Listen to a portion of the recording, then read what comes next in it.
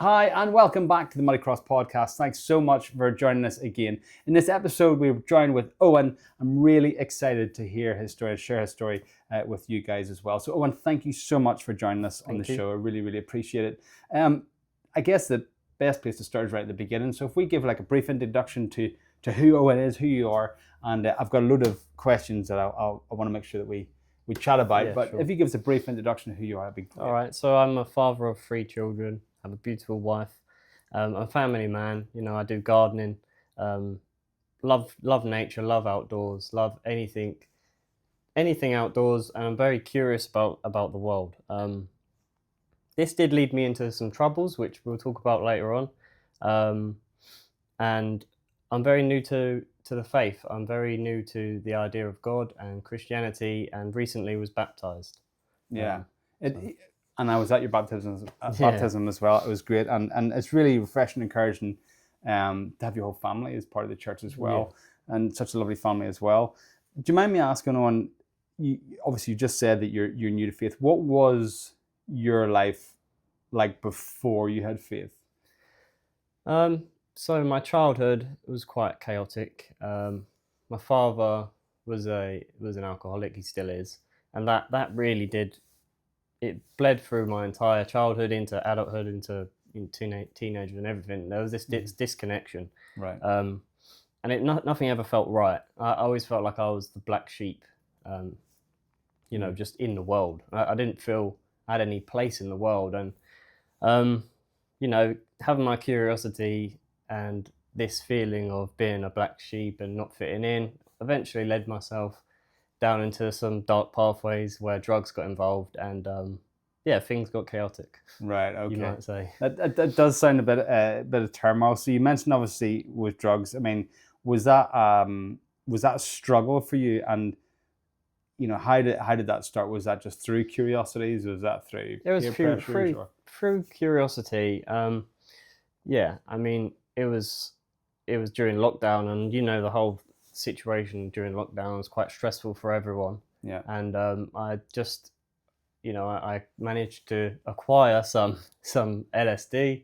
That led me on a very big journey, which I enjoyed at the time. Yeah. Until I didn't. And it went very dark, very bad, very quickly. And then I started experimenting with everything else, right. And then it just went. Right. And I mean, like, what did daily life look like in terms of using? Was it like an everyday occurrence for you? Was it just the weekends? So it started out as a hobby, I would say. Right. It started out Saturday night. Eventually, it became every night. Right. And then when I was at my worst, it became during work, on my way to work, on my way home from work, at home, just everywhere. There was time where I would be even doing it off the steering wheel on my way to work. Like I was that gone. I was so lost. That must have been well, you already said it must have been quite a dark time, and I would imagine you felt, well, without putting words in your mouth, probably stuck. Yeah, I was stuck and lost, and what?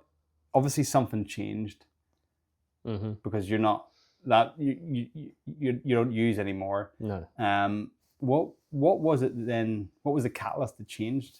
So I think I whilst I don't use, I still have addictive tendencies, but I'm able to put these to one side now because of I would say an intervention from God, which I didn't know was going on at the time.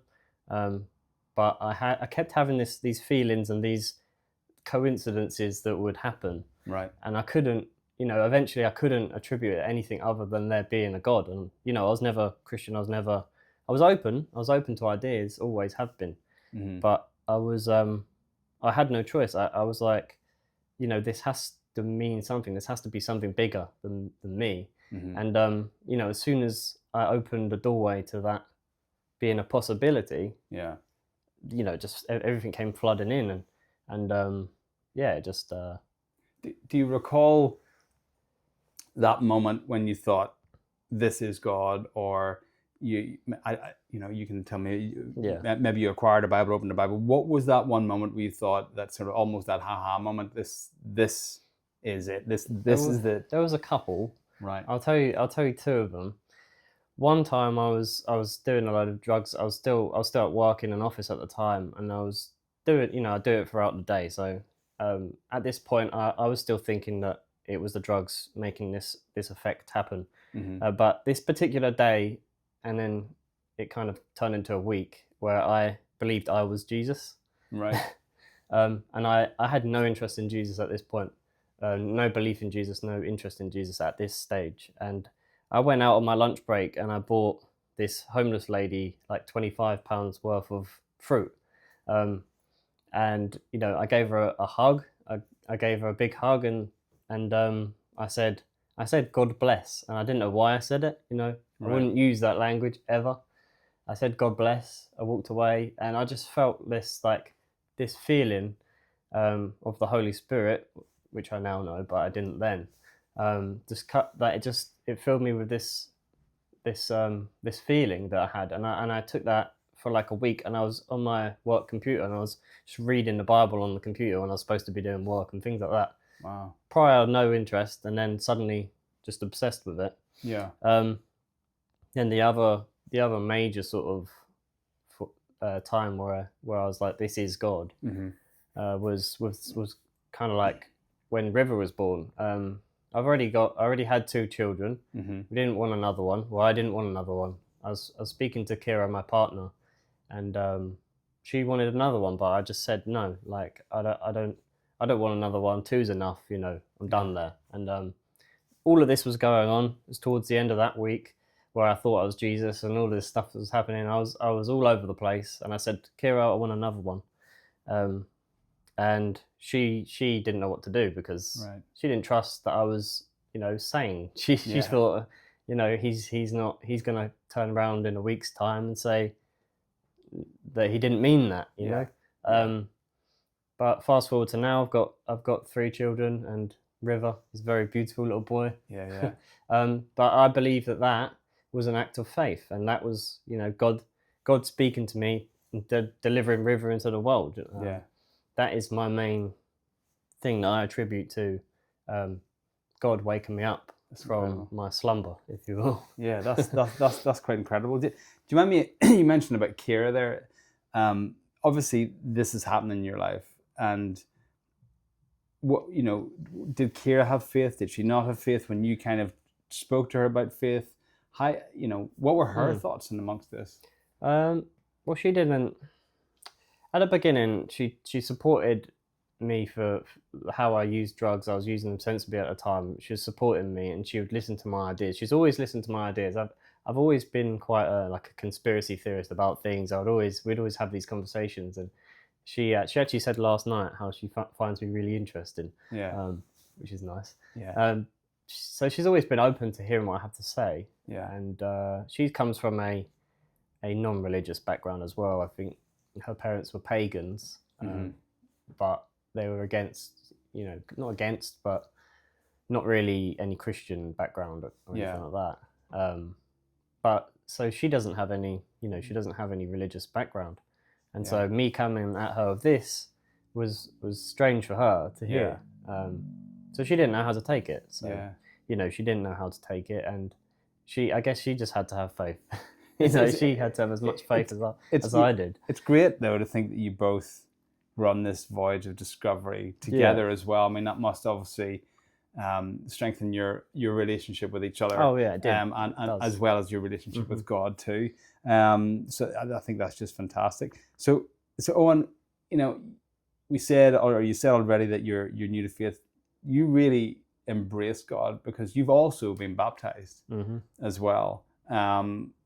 Do you want to speak into that a little bit? I mean, I know that we spoke before about this, and sort of afterwards, what came afterwards as well, which I find quite interesting. Do you want to speak into your baptism a bit as well? So after my baptism, and this was a thing that initially began quite a long time ago when I was using drugs. I had sleep paralysis, and it came and it went. It came and it went. And then I was baptized, and it came again, and it came, and it didn't go for a while, and it was quite it was quite dark, the things that would happen. I would be asleep and I would be unable to wake up. I would be locked, I'd be laying there. My eyes would be shut, but I'd know I was awake. Mm-hmm. And I'd have this, and then I'd have voices and things saying what they were going to do, and Kira with sharp teeth saying that she was going to eat the baby, and like that's Wow. crazy. Yeah. Crazy stuff like that. But this didn't deter me. This pushed me further, because I was like, I know what's going on. Yeah. I can see what's happening. I believed in demons from all my drug experiences. I had some, I would say, run-ins with demons in other ways that made me believe. So that is another driver of my faith, is, sometimes the negative thing, like demons and sleep paralysis and nightmares and all the bad things can actually push you closer in your belief, because you're like, hang on, this is trying to attack me. Why would it be trying to attack me? And it led me to get closer to God, not further away. So done the opposite of what it wanted. And that's a really interesting point. Anyone that's listening to this episode, is that quite often we question, oh, why would God let this happen? And it's not God letting it happen. It's when we move closer to God, the enemy doesn't like that. The enemy wants to take people away, and therefore tends to push harder. So I think perhaps the fact that you came to faith, and then you took another step forward to publicly be baptized, and the devil's thinking, I'm losing him. And these attacks might happen. So I think it's encouraging for people to hear that, because if they're going through challenges like this, as you say, not to deter you in your faith, but actually realize what I'm doing is right, and I should keep pushing forward, and I should keep learning more. And hopefully then these attacks will dissipate, or he'll lose flavor. So no, I think that's really a really good thing. I've got a few more questions. I want to make sure I've got everything. We've covered quite a few already.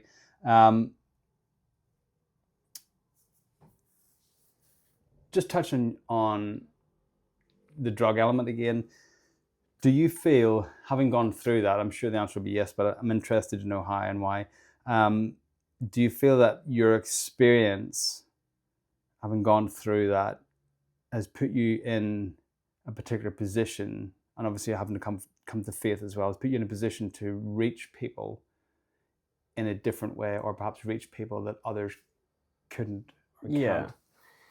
I think that, like I said, my childhood was, kind of, I've always had addiction's always been there in some way or another.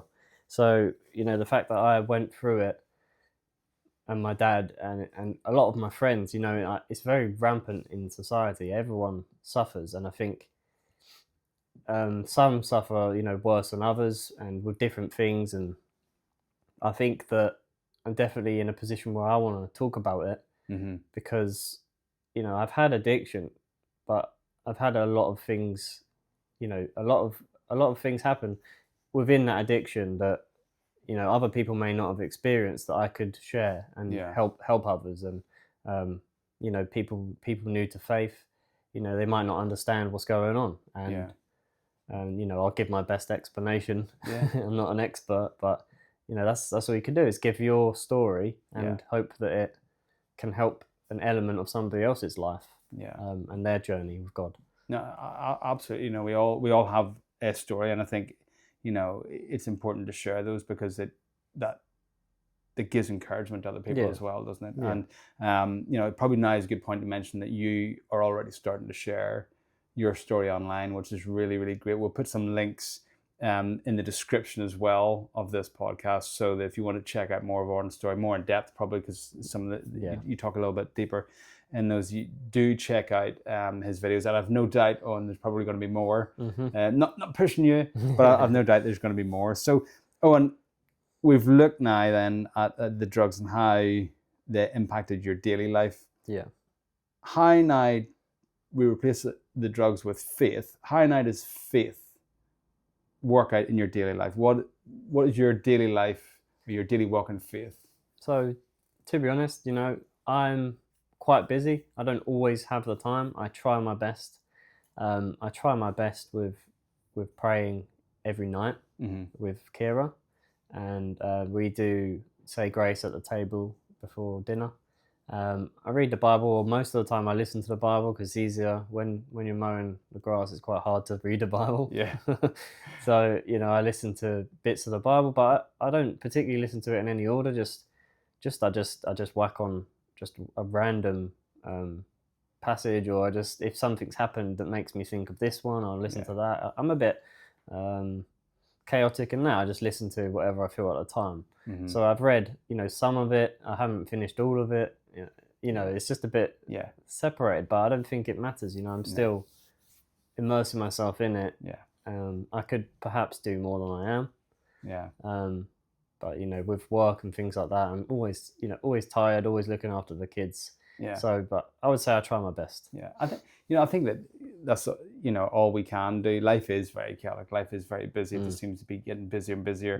Particularly when you're a parent, you run around doing all these things. And I think the point is just to be aware, to, as you say, not fit it in, but include it into your life. And there'll be times that we'll read more of the Bible than other days, or that we'll pray heavier. I think that it's important for us to even share those walks with each other as well, because I think that a lot of people have this picture perfect setup of a Christian where they wake up in the morning and they read X amount of the Bible and they sing and they pray, and then lunchtime it happens, and life's practically not like that, is it? No, it's not. And I think that we need to be very realistic. There's many times where I can go. I've gone a couple of days and I've not done anything, and I'm like, oh, like I need to do something. I need to get back, because once I've found in my experience anyway, once you do slip, 2 days pass, 3 days, and it's not because I don't want to, it's just because I've been mowing lawns for like 13, 14 hours. I got home doing the cleaning and having dinner and gone to bed. I've just not, I haven't fit it in. But when that starts happening, then, your emotions change, things change, you get more stressed. And it does have an effect, even if, it doesn't feel like it straight away. Once that starts, it starts happening, it starts snowballing. I mean, I find it, like you say, you just start to notice yourself get a little tetchy, or whatever the case may be, and it's that self-recognition of I actually need it, and I need God in my life. I need God's word in my life. I need to talk to God, because I can just feel life almost taking over, weighing me down, and absolutely. So how do you, leading on from that and still talking into that, how do you get yourself regrounded? Do you then, if you've gone a few days without, reading the Bible or praying or talking to God, whatever, how do you then get back into it? Is it a case of, no, Kira, I just need 10 minutes here. I just need to regroup, connect with God, or what does that look like? I do like to talk to God in private, just on my own. I do like, we do pray together, but I like my private space with God, especially if it's like I haven't been there for a few days and I feel bad about something. I want to set up the conversation with an apology first, and and normally explain why. Like, look, I've just been doing all this stuff, and I'm sorry I didn't have time, and I'll try harder, and then you have to actually do try harder. So, but I'll be the first to admit that it's happened many times, and it will happen again. Of course it will. But you just have to get back up and try again. And that's all you can do. I totally agree. So I'd like you to, if you wouldn't mind, share some encouragement for somebody that is maybe feeling stuck right now. Now, it could be that they're stuck in a situation similar to you, where they were, there's an addiction was involved. It could be that they're just stuck in a relationship issue. It could be stuck in anything. What advice do you think you could give to somebody that's just feeling stuck and trapped in life right now? I would say, I don't want to quote the Bible, but I will say, do not fear. I would say do not fear, because the world can get very overwhelming, like in whatever, relationship, addiction, job, like whatever it is. But what I've come to realize is no matter what happens, no matter what is happening, it, you know, once you have God to lean on, Mm-hmm. you have something that you never had before. You have like something that tells you this is going to be okay. This is gonna work out. And before I had God, I didn't. Well, before I knew I had God, I didn't have that thing that I could lean on. That would say this is all going to work out. Just trust me. Just wait. Yeah. So do not fear, and patience as well, because things also they don't last. Just like the seasons, they don't last. Mm-hmm. They do pass, and sometimes it could be messy. Sometimes it could be, a bit neater. But do not fear and patience, I would say. Yeah. But in terms of anyone looking to like start their journey, I would just suggest just opening a Bible and just even if it's at random. Sometimes I've had it where I've opened the Bible at random, it's just spoken to me straight away. Yeah. Or even, I would also suggest, I have suggested to a few of my friends who are addicts at the moment, who are in active addiction at the moment, I have suggested that they just pray, but Yeah. a lot of the time they won't. Yeah. It's a tricky situation because I think so I used to be in the fitness industry, and a lot of people would often say to me, "Oh, I need to get myself, fit before I can come and see you." Yes. And as I used to say, well, no, the point is that you come to me so I help you on your journey to becoming fit. And I think that it's quite similar in some respects with faith.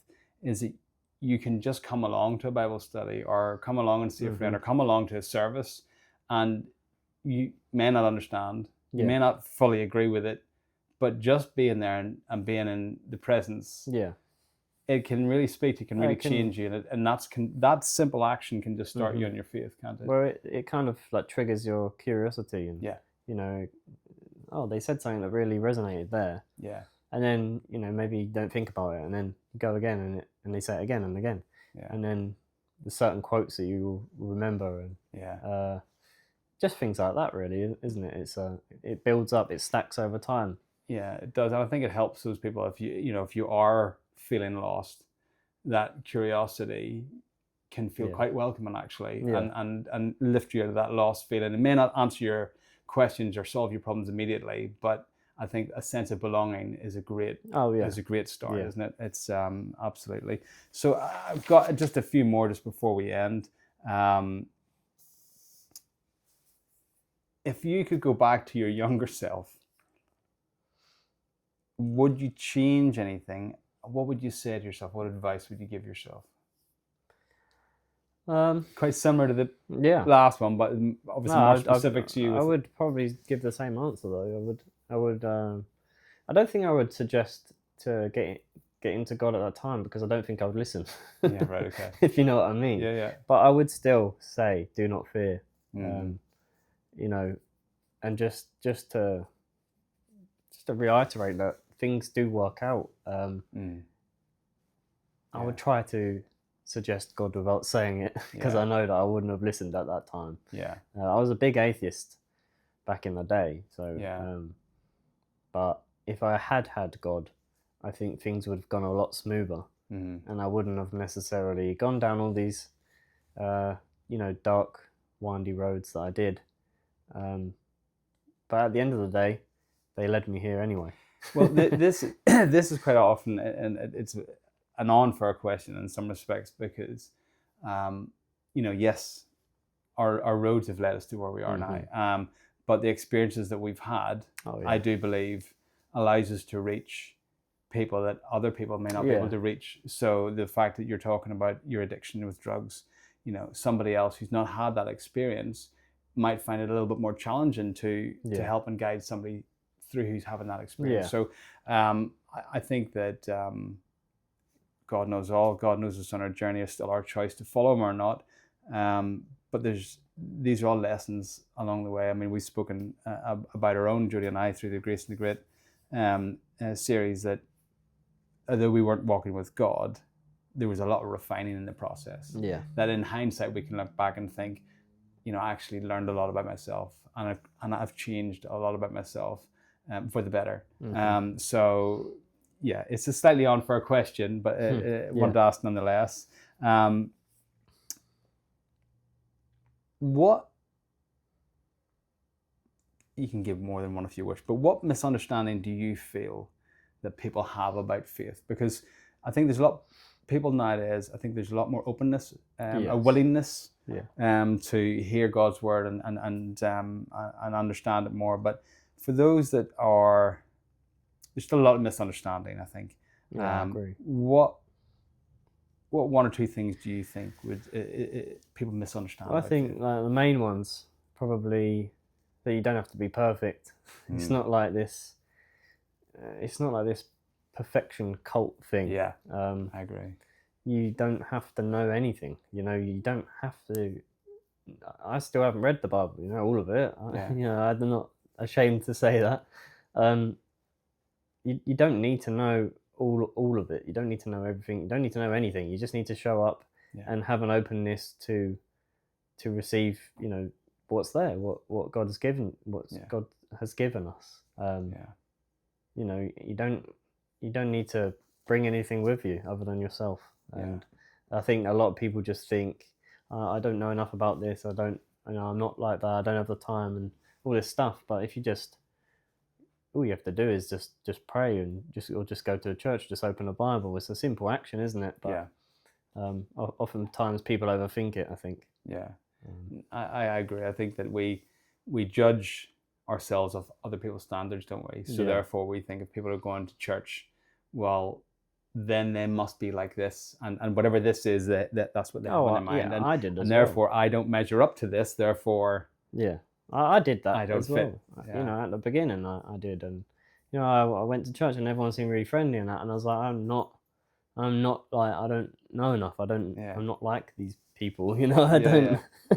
But it's good because actually in church you realize that everybody's different anyway. Everyone's just sort of a normal person. But God made us that way. God made us to be individuals, to be different. I think that there's a lot of misunderstanding in that regard, and this is why part of the reason why we do this podcast as well, and particularly the interviews, is to realize for people watching that we're all just ordinary people. We're all just ordinary people looking to find our place in the world, looking to find our place in God's kingdom. I think it's a lot more purposeful when you let God in. I think it's very hard. I think I know I did wonder for many years, thinking, what is my purpose? What am I meant to do in life? And that's quite a heavy bag to carry. But when I came to faith, I realized that take a lot of that stress away from yourself. And it's just building that relationship with God and spreading His word. And along the journey, whatever that journey is going to be, God will keep interjecting, keep sort of nudging me in whatever way I've got to go. So there's a lot of pressure I feel is taken off me once I realized that. I'm going to end with this question. Would you mind sharing with us one moment where you really felt that God was with you and you just felt, do you know what, this is okay? Yeah. So I've had many moments. But you're saying just one. Sure, well, just pick one. I know it's hard. It's hard. Unfair again, but share a real memorable one. Most recently, went to Steve Liberty's prophetic word workshop where he was asking us to speak in tongues, and I didn't. I've never done that before. I didn't even really. I wasn't sure about it. I didn't know if I ever believed it or not. And so everyone started speaking in tongues. And as it was going on, I did feel like really hot, like just boiling hot, just my head, not anywhere else.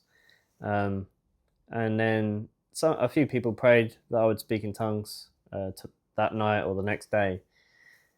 I did try, but it just sounded like, nothing. So I just thought, this is silly. The next day, I tried again when I was pushing a lawnmower. And I kept repeating the same word over and over again. And it was istanek, and it meant to God when I translated it in Google Translate.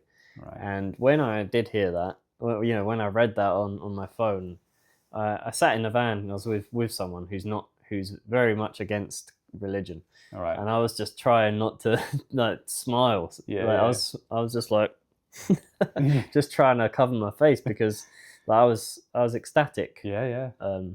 Because something like that is like how I wouldn't. It was Hungarian. I don't Wow. I don't even know French. I don't know. Yeah. But yeah, there's been. That's incredible. I mean, that's one of the more, I would say, direct. Like it's literally to God / for God is the meaning. That's incredible. But I've had other things symbolic, such as the rainbows and various things that throughout a short period, Yeah. really. Yeah. But it's just so many things happen. You're like, it's undeniable. Yeah. And encouraging in your faith as well. Every time. Like if there's doubt, there's always doubt, isn't there? There's always a bit of doubt. I mean, I don't know about you, but for me, there is. There's always doubt, and then sometimes these things happen, and the doubt gets taken away, and then it comes again, and it just keeps. But then God will go like, I'm still, I'm still here. I think it's human nature. I mean, yeah, I have had doubts. I remember praying something we shared before in this podcast was literally about the podcast, and somebody prophetically coming and saying that I didn't know him at all. I never met him before in my life, and he said God said that He wants you to share your voice, use your voice nationally and internationally, and that was after a week's prayer. Lord, should we do this podcast? Should we do this podcast? And that was a direct answer. And I left, and Jody said, "Well, there you go." And I said, "Yeah, but I'm not quite sure." That doubt, as you said, and then we give me another sign. And then we went on to church to meet with our church, and somebody else came up and then shared something with me, which was kind of again sort of said, "You want more proof? Here you go." And it does make me smile. It massively encourages me. But I think there's something within we humans that there is that doubt all the time, big or small. Sometimes it goes away. But I don't think it's necessarily a bad thing, because as long as we use it to push further in to God, I know you said this, but can I just check? Can I just ask? Let me read more in Scripture. Let me pray more in this. Let me double, triple check. So even though we may have these doubts, if we're constantly pushing further into God to seek more clarification, that can't be a bad thing, can it? I hope not. No, I agree. But listen, Owen, thank you so much for joining us in the episode and sharing what you've shared. Really, really appreciate it. And again, we'll put the link into your channel where people can come and find out more about you. And we look forward to hearing more from you as well in the future. Not putting any pressure on you, but it's been absolutely a delight having you on. Thank you so much. Thank you. Brilliant. Guys, thanks again for joining us in this episode. It really means a lot to us. We hope this has found you in an encouraging way. And remember, if you want to find out more, subscribe and share this podcast with as many people as you can. Thank you so much for joining us, guys. Stay rooted in Christ, stay strong, and we'll see you on the next episode. Bye.